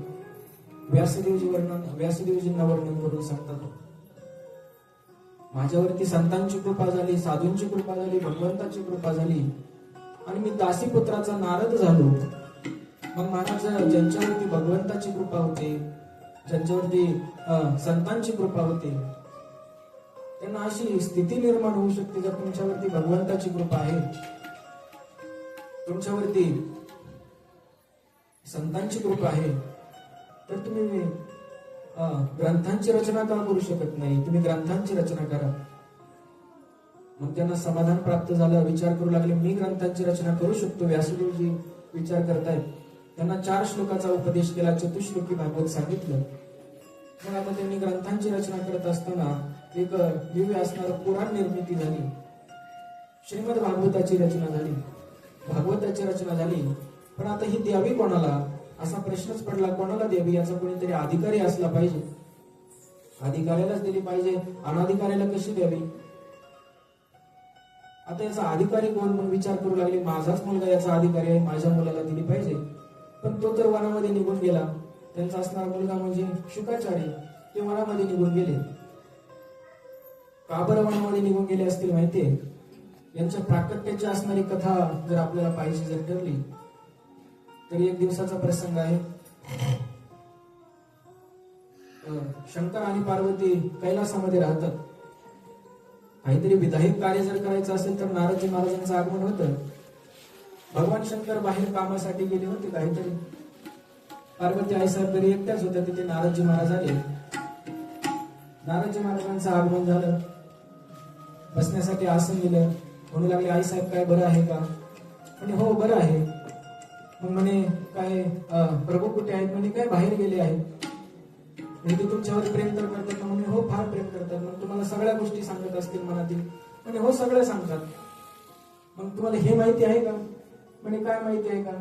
त्या गळ्यामध्ये मुंडक्यांच्या माळा का घालतात हे तुम्हाला सांगितलं का? पार्वती आईचा विचार करू लागला. स्वतःला फार भोळे समजून घेतात. जगामध्ये म्हणतात मी फार भोळा आहे आणि माझ्यापासून हे लपून ठेवलं. गळ्यामध्ये मुंडक्यांच्या माळा का घालतात मला काही कधी सांगितलं नाही. असा विचार मनामध्ये आल्यानंतर नारदजी महाराजांना शाश्वती झाली. आता आपले काम झालं, चला जाण्यासाठी निघाले. जात असताना बाहेरून महादेव प्रत्यक्ष आले. त्यांच्या खांद्याला खांदा लागून जय हरी करून निघून गेले. भगवान शंकराने विचार केला, हा नारद आपल्या घरातून आला, यार काहीतरी काम बिघडलेलं असेल. आतमध्ये जाऊन पाहिलं, पार्वती आईसाहेब घरामध्ये नव्हत्या. दासींना विचारलं कुठे गेल्या? म्हणे गोपगृहामध्ये जाऊन बसल्या. तिथे गेली. म्हणू लागले, पार्वती तुला काय झालं सांग. ती काही केलं बोले ना. मग विनंती करू लागली, अगं काय झालं तुला सांग. आम्ही नाही जा आम्ही नाही जा म्हणू लागली. काय करा आता काही सांगेनाच. फार विनंती केली. मग सांगितलं, तुम्ही स्वतःला फार भोळे समजून घेता. जगामध्ये सांगता मी फार भोळा आहे. त्या गळ्यामध्ये मुंडक्यांच्या माळा का घातल्या त्या सांगितल्या नाही. भगवान शंकर म्हणू लागले, तरच तेव्हा नारद बाहेर गेला तरी मी विचारच करत होतो घरामध्ये काहीतरी बिघडलेला असणार. त्या नारदाने असं पिरून ठेवले होय. म्हणे अरे त्या मुंडक्यांच्या माळा का धारण करतो यार काही विशेष कारण नाही. ज्या ज्या वेळेस तू प्रत्यक्ष प्रगट होतेस, महिषासुराला मारण्यासाठी प्रगट होते, तर रक्तबीजाला मारण्यासाठी, शुंभ निशुंभ मारण्यासाठी तू प्रत्यक्ष प्रगट होतेस.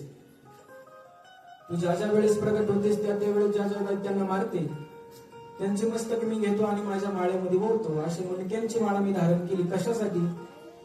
तर तुझ्या त्या असणाऱ्या स्वरूपाची मला आठवण राहावी म्हणून त्या मुंडक्यांची माळा मी त्या गळ्यामध्ये धारण करतो. मग पार्वती विचार करू लागली, मी अवताराला येते, मी प्रत्येक वेळा जन्माला येते, तुम्ही तसेच कसे? मी अवताराला येतो तरी तुम्ही तसेच कसे? मला कृपा करून सांगा. मग भगवान शंकर सांगू लागले, हे पहा, मी तसंच राहण्याचं कारण मी अमरकथेचं गायन करतो. मी सतत अमरकथा सांगत राहतो, तिचं श्रवण करतो. त्या अमरकथेच्या गायनाने श्रवणाने मला अमरत्व स्थिती प्राप्त झाली आहे. मग पार्वती म्हणू लागली, मलाही ती अमरकथा ऐकायची आहे, कृपा करून मला सांगा, मला ती अमरकथा ऐकायची आहे.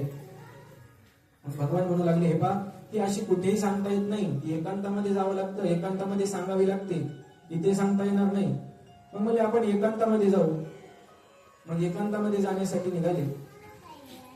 जात असताना अगोदर नंदी ठेवला, त्याच्यानंतर गळ्यातील सर्प, त्रिशूळ, संपूर्ण असणारे अलंकार तिथे ठेवले आणि उंच असणारे एका गुहेमध्ये जाऊन बसले. तिथे जाऊन अमरकथेचं गायन करू लागले.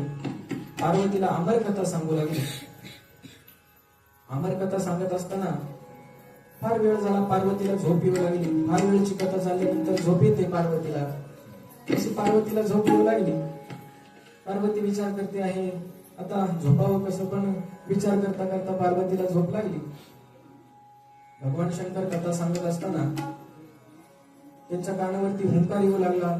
जसं आपण काहीतरी एखादी गोष्ट सांगतो ना असं करतो, तसं त्यांच्या कानावरती हुंकार येऊ लागला. त्यांनी डोळे बंद करून कथा सांगायला सुरुवात केली आणि कथा ऐकत असताना हुंकार येतो आहे म्हणून ते कथा सांगतच राहिले. कथा पूर्ण झाली. कथा पूर्ण झाल्यानंतर डोळे उघडून पाहिले तर पार्वती झोपली. अरे पार्वती जर झोपी गेली तर कथा कोणी ऐकली? इकडे तिकडे पाहू लागले. मग लक्षात आलं, हा या ठिकाणी एक पक्षाचं घरटं होतं आणि त्या घरट्यामध्ये एक असणारा पक्षी कोणीतरी कथा श्रवण करतो आहे ते त्यांच्या लक्षात आलं. ते कोणी सामान्य नव्हते तर शुकाचार्य प्रत्यक्ष होते. ते गोलोक धामामध्ये वास्तविक करतात. राधाराणी सांगितलं, हे बघ शुका, तू मृत्यूलोकामध्ये जा आणि माझ्या कन्याचे गुणानुवाद वर्णन करून सांग. तेच असणारे शुकाचार्य या पक्षाच्या अंड्यामध्ये येऊन बसले होते आणि कथा श्रवण करत होते. हे त्या महादेवांच्या लक्षामध्ये आलं आणि रागावले, हातामध्ये त्रिशूळ घेऊन धावले. त्यातून तो पक्षी प्रगट झाला आणि पळू लागला जीव वाचवण्यासाठी. जीव वाचवण्यासाठी पळत असताना व्यासांची असणारी पत्नी भीतिका किंवा ओटिका तिला असं म्हणतात, तिला जांभाळी आली होती. कथा श्रवण करत होती म्हणून जांभाळी आली होती आणि जांभाळी आल्या कारणाने तिच्या मुखामध्ये त्याने त्या पक्षाने प्रवेश केला. सूक्ष्म रूप धारण करून तिच्या गर्भापर्यंत गेला. महादेवांनी पाहिले पक्षी दिसत नाही, तेही मागे निघून गेले. महादेव निघून गेल्यानंतर काही काळानंतर त्या विद्येने सांगितलं, मी गर्भवती आहे. व्यासांनाही फार आनंद झाला, पण हा गर्भ काहीतरी विलक्षण होता. 9 महिने झाल्याच्या नंतर श्री प्रसूत होते, पण 9 महिने झाले, 10 महिने झाले, 12 महिने म्हणजे 1 वर्ष झालं तरी प्रसूत होईना. 2 वर्ष झाले, 3 वर्ष झाले, 5 वर्ष झाले तरी प्रसूत होईना. 10 वर्ष झाले तरी प्रसूत होईना. मग आता 12 वर्ष झाले तरी प्रसूत होईना. मग विचार करू लागले, हा सामान्य असणारा गर्भ नाही, कोण असेल? बरं, गर्भवती आहे त्याची चिन्ह त्यांना दिसत होते. ते बाळ लाथा मारत म्हणतात, तेही तिला जाणवत होतं. मग आता विचार करतात की हा असणारा जन्माला का येत नाही. मग भगवंताची विनंती केली. भगवान प्रत्यक्ष प्रकट झाले आणि म्हणू लागले, काय काम आहे? भगवंताला सांगितलं, काय नाही देवा, माझी पत्नी गर्भवती आहे. व्यासांनी सांगितलं आणि बाबा छान छान. आणि छान काय देवा, 12 वर्ष झाली गर्भवती आहे, अजून पुत्ररत्नाची प्राप्ती झाली नाही. मग देवाने सांगितलं, चिंता करू नका. मग भगवंताने त्या व्यासपत्नीच्या गर्भामध्ये सूक्ष्म रूप धारण करून प्रवेश केला आणि तिथे जाऊन म्हणू लागले, अरे 12 वर्ष झाले अजून प्रसूत होत नाही, बाहेर येत नाही, तू बाहेर ये. मग तो गर्भ म्हणू लागला, देवा इथेच बरं आहे. देवाने सांगितलं, इथं काही एअर कंडिशन रूम आहे का? इथं फार गरम होतंय, थोडं बाहेर झाले. म्हणू लागला, नाही देवा, मी बाहेर येणार नाही. बाहेर आल्याच्या नंतर ती तुमची माया माझ्यावरती झडप घालील आणि मला फार वेदना होतील, मला बाहेर यायचं नाही. देवाने सांगितलं, मी तुला वचन देतो, माझी माया तुझ्यावरती काही प्रभाव करणार नाही, तू बाहेर ये. भगवंतानी वचन दिलं म्हणून ते बाहेर येण्यासाठी निघाले. पण सांगितलं, हे बघ देवा, बाकीचे लोक जशी जन्माला येतात तसं मी जन्माला येणार नाही. तू जसा श्वासावाटे बाहेर आला तसाच मी कर्णरंध्रातून बाहेर येईल. मी बाकीच्या लोकांसारखा जन्माला येणार नाही. देव म्हणू लागले, भाऊ कसा पण ये, पण बाहेर ये. मग येण्यासाठी तयारी दाखवली. मग जन्माला आले, पण कर्णरंध्रातून बाहेर आले आणि बाहेर आल्याबरोबर 12 वर्षाची प्रत्यक्ष मूर्ती धारण केली आणि पडू लागले, वनाच्या दिशेने पडू लागले. ब्राह्मणाची पोर एक खेळाचे झाले, 12 वर्ष काले. ब्राह्मणाची पोर एक खेळाचे झाले, 12 वर्ष काले. बाबत बाहेर आले, नागवेची पळून गेले. बाबत बाहेर आले, नागवेची पळून गेले.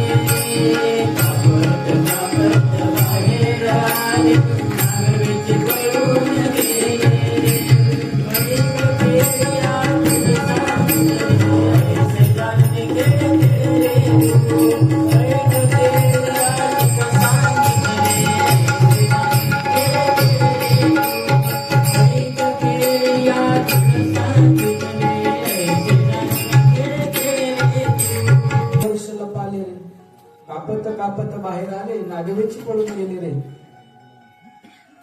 ते 12 वर्षाचे प्रत्यक्ष प्रकट झाले आणि पडू लागले. व्यासांनी थांबवण्याचा प्रयत्न केला, पण आता उपजलेल्या बालकाशी नाव नाही तयापाशी. शुक करू लागले, अरे थांब, शुक शुक शुक असं म्हणतात त्यांचं नावच शुक पडलं. शुकाचार्य त्यांचं नाव पडलं. व्यासदेवजी मनामध्ये विचार करतात, माझा मुलगा तर प्रकट झाला, पण वनामध्ये निघून गेला, तो आता घरी कसा येईल? भागवताची रचना तर झाली, कोणाला द्यावं? माझाच मुलगा अधिकारी आहे, तो तर वनामध्ये निघून गेला, आता त्याला परत घरी कसं बोलावं? परत भगवंताची विनंती केली. भगवान प्रत्यक्ष प्रकट झाले. म्हणू लागले, देवा मी भागवताची रचना केली, मला असं वाटतं की माझ्या मुलाला द्यावी, तोच त्याचा अधिकारी आहे.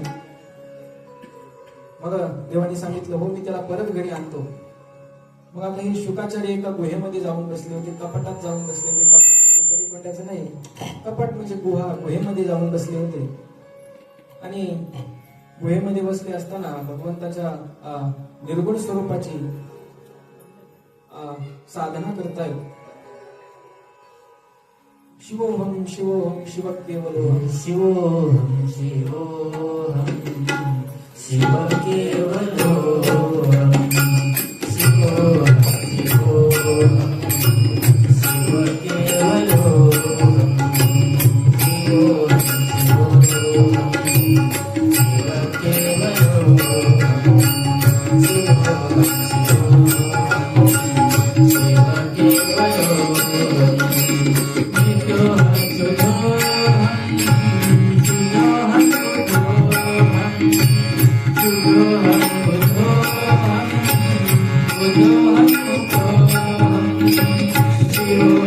शिवोहम शिवोहम शिव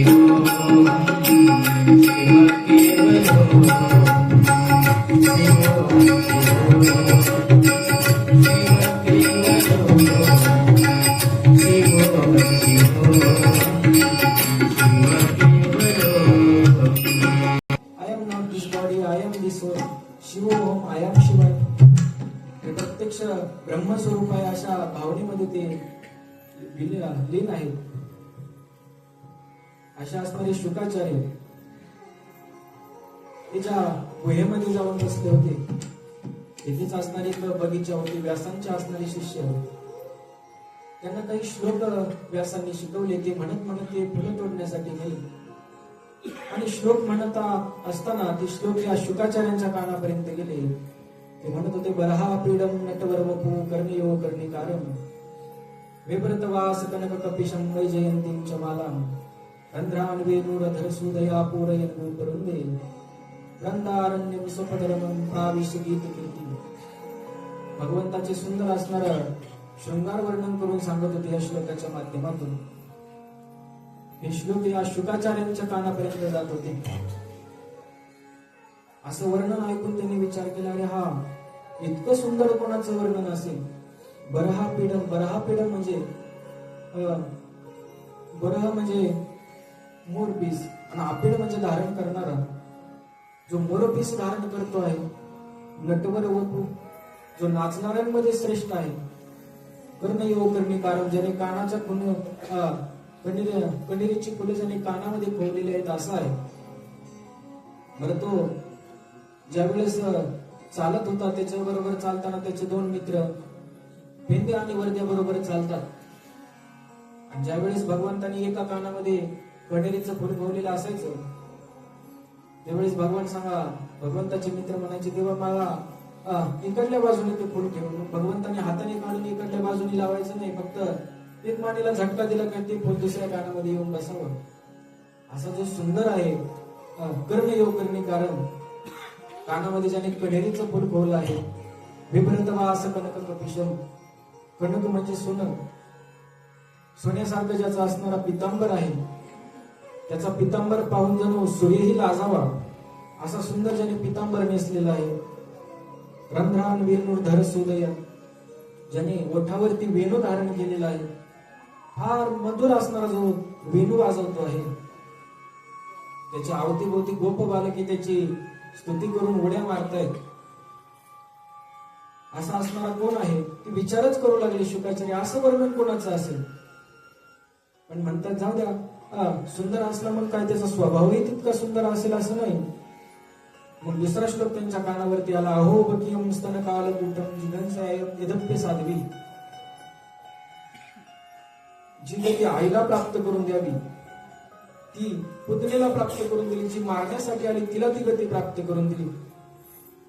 मग म्हणू लागली, आणि याचा स्वभाव पण फार सुंदर आहे, जी मारण्यासाठी आली तिला आईला गती द्यावी ती दिली. असा विचार करत असतानाच कानावरती सुंदर बासुरीचे स्वर ऐकू येऊ लागले. बासुरीचे स्वर ऐकू आल्यानंतर विचार करू लागले, अरे बासुरी वाजवते, फार सुंदर बासुरी वाजते आहे. हृदयाला पिळवटून टाकणारे बासुरीचे स्वर कानापर्यंत आले. त्या स्वरूपाचं ध्यान राहून गेलं. डोळे उघडून पाहू लागले, अरे एवढी सुंदर बासुरी कोण वाजवतो आहे. समोर कोणी दिसेना. मग मागे वळून पाहिलं, मागेही कोणी दिसेना. पण बासुरी तर फार सुंदर वाजत होती, हृदयाला पिळवटून टाकत होती. मग दाही दिशांनी बासुरीचे स्वर ऐकू येऊ लागले. गुडघ्यावरती बसले, कानाला हात लावले आणि म्हणाले, अरे तू कोण आहेस? माझ्या समोर एकदा प्रगट हो, एकदा प्रगट हो. म्हटल्यानंतर भगवान प्रत्यक्ष त्यांच्या समोर प्रगट झाला. फार सुंदर बासुरी वाजवतो आहे आणि जे वर्णन त्या श्लोकामध्ये ऐकलं होतं ते वर्णन प्रत्यक्ष पाहायला मिळालं. फार सुंदर असणारा भगवान समोर नजरेसमोर उभा राहिला, बासुरी वाजवतो आहे. शुकाचार्यांक पाहतो आहे. पाहत असताना त्याने शुकाचार्यांक पाहता पाहता एक स्मित हास्य केलं आणि स्मित हास्य केल्याच्या नंतर भगवान गुप्त झाला.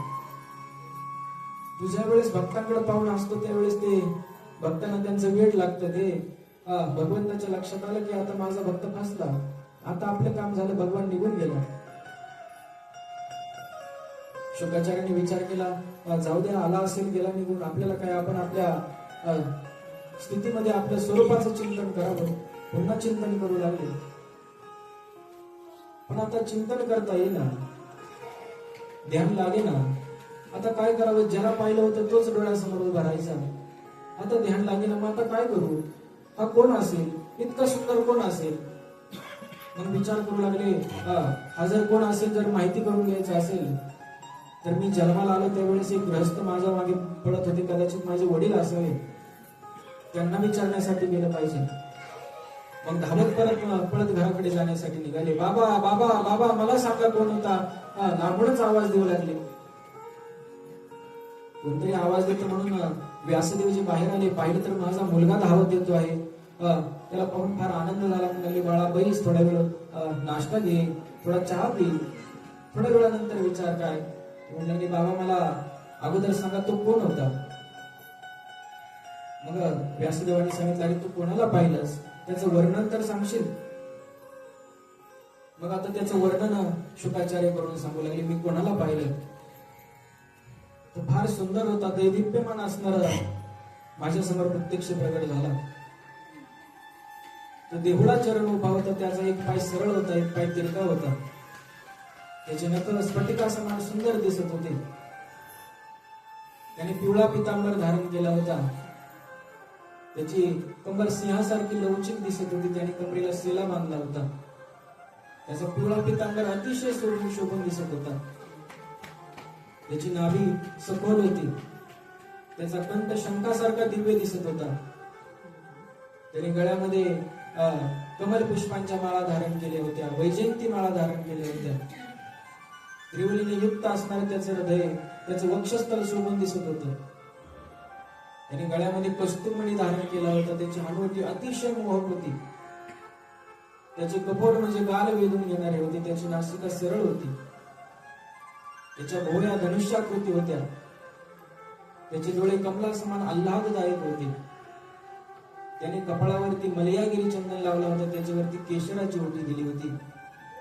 त्याचे कुरळे असणारे केस होते. त्याच्यावरती त्याने मोरमुकुट धारण केला होता. हातामध्ये त्याने बासुरी धारण केली होती. ती ओठावरती ठेवून फार सुंदर बासुरी वाजवत होता. बाबा माझ्याकडे पाहून तो तिरक्या नजरेने पाहत पाहत स्मित हास्य करत होता. त्याचं ते सुंदर असणारं स्वरूप पाहून मला त्याचं पिसं लागलं आहे. बाबा तो कोण होता? बाबा तो कोण होता? मला कृपा करून सांगा. असं वर्णन ऐकल्यानंतर व्यासदेवजी महाराज व्याकुळ झाले. म्हणाले, बाळा तू ज्याला पाहिलंस ना, तो सामान्य नव्हता. तो जगाचा मालक, अखिल कोटी ब्रह्मांडाचा नायक असणारा कन्हैया श्याम सुंदर त्याने तुला दर्शन दिले. तो सामान्य नाही, तो जगाचा असणारा मालक आहे. त्याचीच असणारी या कथेची मी रचना केली, भागवताची रचना केली. मी त्याची विनंती केली आणि त्यानेच तुला माझ्यापर्यंत आणलं आहे. त्या भगवंताने तुला दर्शन दिलं आहे. असं म्हटल्यानंतर शुकाचार्यांना फार समाधान झालं आणि मग सांगू लागले, हे पहा, ज्या भागवताची मी रचना केली ते भागवत तुला मी सांगतो, तू ऐक. प्रश्न होता की शुकाचार्यांना ते का सांगितले, त्यांना श्रवण करावीशी का वाटली? तर भगवंतांनी त्याच्या गुणाने त्यांना खिचून घेतलं म्हणून त्यांना ती कथा वर्णन करून सांगितली. मग तिसरा प्रश्न विचारला की या भागवताची असणारी कथा राजा परीक्षितीला का सांगितली? मग सांगितलं त्याच्यावरती मरण संकट आलं म्हणून त्यांना ती कथा वर्णन करून सांगितली. मग एवढी फार सुंदर असणारी भागवताची कथा, भागवताची रचना या व्यासाने कुठून केली आम्हाला सांगा. मग म्हणे हो सांगतो बरं का, पण आता फार उशीर झाला, मी तुम्हाला उद्याच्या सत्रामध्ये ती कथा कुठून सुरुवात झाली सांगतो. मग उद्या आता आपल्याला व्यासदेवजी कुठून रचना केली, कशी रचना केली हे आता आपल्याला उद्या व्यासदेवजी महाराज सांगणार आहेत. आजची कथा इथेच विराम पावते आहे.